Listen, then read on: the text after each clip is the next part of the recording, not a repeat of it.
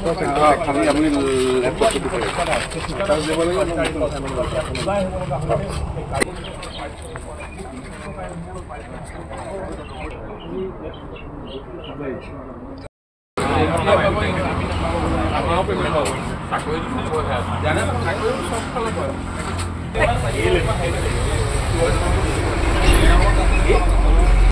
10 দিন হৈ গ'ল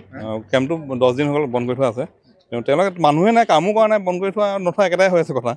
মানে তেওঁলোকে এনেকৈ ইয়াত এৰিলে তেওঁলোকে মানে ইয়াত কেম্পত বেছি টকাৰ বস্তু নাই মোটামুটি 1 কোটি টকা বস্তু আছে কি নাই আৰু সেইকাৰণে তেওঁলোকে এইটো ইণ্টাৰেষ্টে নাই মানে যি কৰি থাকে মানে তেনেকুৱা আৰক্ষীক জনাইছে নেকি আপোনালোকে আৰক্ষীক জনাইছে SP ছাৰকো এতিয়া নতুন SP ছাৰকো জনাইছোঁ আগৰজনকতো কেইবাবাৰো জনোৱা হ'ল DC ছাৰক হয় সকলোকে জনোৱা হৈছে আমি লেবাৰ দিছিলোঁ ইয়াত ব্লেক টপিঙৰ যিটো কাম আছিলে তাত লেবাৰ দিছিলোঁ কাৰ্বৰ্ড দিছিলোঁ আৰু নৰ্মেল যিবিলাক ইঞ্জিনিয়াৰ লগত আপোনাৰ কাম লেবাৰ লাগে তাত আমি লেবাৰ দিছিলোঁ পইচা আপোনাৰ নাই 22 লাখ টকা পাবলৈ আছে শ্ৰমিকসকলে মোক ধৰি আছে সদায় মোক ধৰি আছে মই যি পাওঁ অলপ চলপ পাৰোঁ নিজৰ পৰা অকণমান কৰি দিলোঁ বাকী মোকে ধৰি আছে সদায় মোৰ ঘৰত ৰাতিপুৱা আহিলে বা সদায় হাজিৰ হৈ যায় সদায় পলাই ফুৰিব লগা হৈছে কণ্ডিশ্যন আৰু শ্ৰমিক ইউনিয়নৰ সংগঠনেও মোক ধৰি আছে লেটাৰ দিছে লেটাৰ আছে মোৰ ওচৰত মালিক মুকেশ জালান তেওঁ দিবলৈ আছে আমি তেওঁৰ আণ্ডাৰতে কাম কৰিছিলোঁ ফোন ৰিচিভ নকৰে ফোন কৰিলে আৰু শ্ৰমিকসকলকো মোৰ অৱস্থা বেয়া কৰি দিছে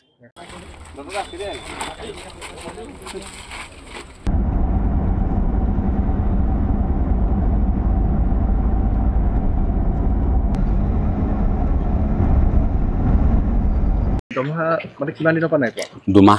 দুমাহ এতিয়া আপোনাৰ 3 মাহে হ'ব এইটো আমি সদগুৰু হয় হয় আৰু খুৰাকিও দিয়া নাই আৰু ইয়াতে আমি ধৰক থাকোঁ থাকিলে আপোনাৰ খাবলৈ বলতো আমিতো ধৰক কোনোবা ধেমাজিৰো আছে ক'ৰবাত ঢকুৱাখানাৰো আছে মানুহখিনিতো দূৰৰ গতিকে তেওঁ এতিয়া ঘৰলৈও যাব নোৱাৰে ইফালে ইয়াত খাবলৈও আপোনাৰ পইচা নাই আৰু ইমানটো আপোনাৰ হেৰি নহয় যে বহুত সৰহকৈ পইচা দিয়ে কম এটা হেৰিতে চলি আছিলে কিন্তু এতিয়া পইচা নাপায় মানুহ ঘৰলৈ যাবও নোৱাৰে এতিয়া আজি যদি কোনোবা কয় নহয় ভাড়াটো নাই তেওঁ যাবলৈ ঘৰলৈ কিমান লাখ টকা পাবলৈ আছে আপোনালোকে আমাৰ গোটেই এমপ্লয়ি যিখিনি আছে আপোনাৰ সেইখিনি ডাটাটো তেওঁলোকৰ ওচৰত থাকিব তেওঁ অহা নাই নহ'লে আপোনালোকক সম্পূৰ্ণ তথ্যটো দিব পাৰিলোহেঁতেন কিন্তু মানে 2 মাহ ধৰি দৰমহা দিয়া নাই দিয়া খুৰাকি নাই দৰমহা নাই 2 মাহ ধৰি আছোঁ আজি এতিয়া 10 টকা তাৰমানে হেৰি কিনি আনিবি খাইছোঁ এনেকুৱা যদি বস্তু দৰমহা নিদিয়ে 10 দিন সময় দিছোঁ তেতিয়া আমি গাড়ী উঠাই লৈ যাম তাত কোনো কেছ নচলিব সেইটো আমি মিনিষ্টাৰো হেৰি কৰিছোঁ অঁ নিশা দিনে কাম কৰি আছোঁ আৰু আমি কেম্পত থাকোঁ 10 টকা মেগি খাই দিনটো থাকিবলগীয়া হৈছে হা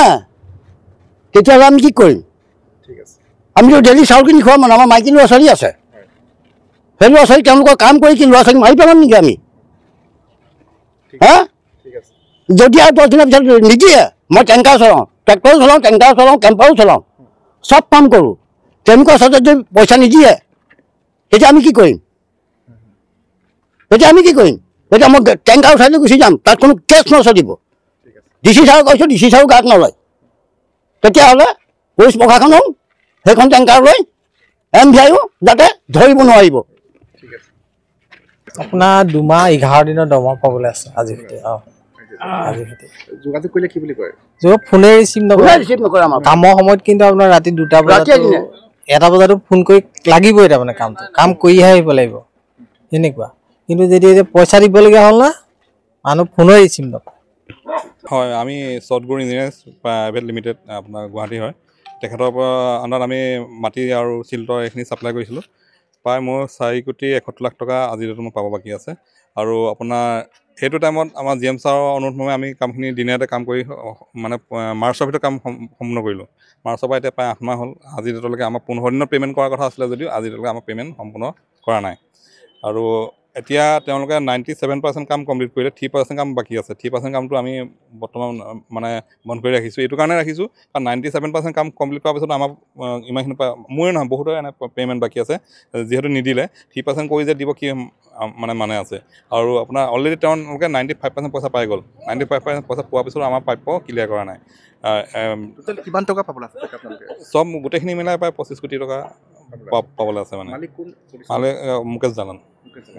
কথা হৈছে না আপোনালোকৰ কথা মানে তেওঁ কণ্টেক্টে নকৰে মানে ফোন ৰেচপণ্ড নকৰে তেওঁলোকৰ মানুহ আজি পলাই গুচি গ'ল আজি 2 মাহ হ'ল 2 মাহৰ পৰা তেওঁলোকৰ মানুহ কোনো ইয়াত দেখা শিক্ষাত নাই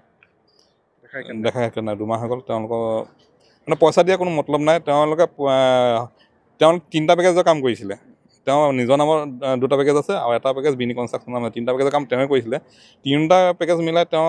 10 কোটিমান টকা পাবলৈ আছে কিন্তু লাইবিলিটিছ আছে তাতকৈ বেছি সেইকাৰণে তেওঁ পলায়ন কৰিছে আৰু গতিকে এই বিষয়টো মুখ্যমন্ত্ৰী মহোদয়লৈ অনুৰোধ জনাইছোঁ মহোদয় এই বস্তু অলপ নিজৰ তত্ত্বাৱধানত আনক আনি এই বিষয়টো কিবা এটা সমাধান সূত্ৰ নিশ্চয় উলিয়াই দিব আৰু যদি পইচা নিদিয়ে তেখেতে কাৰণ আপোনালোকে জিলা আয়ুক্ত বা NSL GM পৰা কিমান সহায় পাইছে তেওঁলোকক আমি একচুৱেলি দুবাৰকৈ DC ছাৰে আমাৰ মানে তেওঁৰ সৈতে মানে মুকেশ জালানে মিটিং কৰি কিছুমান সিদ্ধান্ত লৈছিলে যে সময় নিৰ্দিষ্ট সময়ত পইচা পে'মেণ্ট কৰিব বুলি কিন্তু দুখন মিটিঙৰ সিদ্ধান্ত তেওঁ ফেইল কৰিছে আজি তেওঁলোকে মানে পে'মেণ্ট কৰিব নোৱাৰিলে শেষৰবাৰ যেতিয়া আমি DC ছাৰক আকৌ পুনৰ লগ কৰিলোঁ তেওঁ যেতিয়া কাম এৰি গুচি যোৱাৰ কথা জনালোঁ তেওঁ তেতিয়া ক'লে যে তেওঁ যেতিয়া কাম এৰি গুচি গ'ল আমি কি কৰিব পাৰিম একো কৰিব নোৱাৰোঁ তেনেকুৱাই ক'লে মানে তেওঁ অসহায় NSL GM ছাৰলৈ প্ৰথম মিটিঙৰ সিদ্ধান্ত আছিলে NSL দিছিলে GMলৈ মানে মুকেশ জালানে অথৰাইজ কৰিব ডাইৰেক্ট পে'মেণ্ট আমাক কৰিবৰ কাৰণে অলৰেডি মুকেশ জালানে NSL দিছিলে মানে এখন অথৰাইজ দিছে ডাইৰেক্ট পে'মেণ্ট কৰিবৰ কাৰণে কিন্তু তেওঁ এতিয়া বৰ্তমান কৈছে যে আমি পে'মেণ্ট হোল্ড কৰি ৰাখিব পাৰিম কিন্তু আমাক পে'মেণ্ট কৰিব নোৱাৰে তেনেকুৱা এটা কথা কৈছে আৰু তেওঁ পে'মেণ্ট কামটো কৰিলেহে পাব এতিয়া সিভাগে তেওঁ পে'মেণ্ট পাবলগীয়া নাই যি পইচা পাবলৈ আছে অলৰেডি আগতে পাই গ'ল